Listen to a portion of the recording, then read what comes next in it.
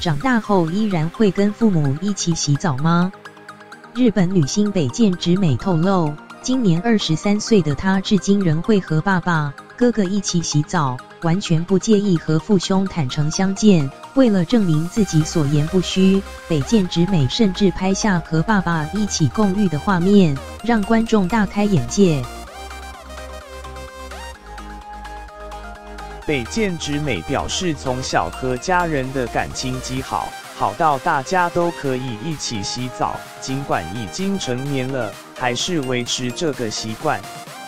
在节目中拒绝中，北见直美大方公开与家人共浴的画面，只见北见直美先是和哥哥挤在浴缸内聊着恋爱话题，没过多久爸爸也跟着进来，3个人不见一丝尴尬，就这样一起泡汤聊近况，十分和乐。身旁朋友得知后纷纷投以异样眼光，让北见直美感到相当疑惑，并问我这样很怪吗？她表示只是觉得分开洗澡很浪费水又浪费时间，且她喜欢和家人一起在浴室内彼此说着心事，是她一天当中最享受的时光。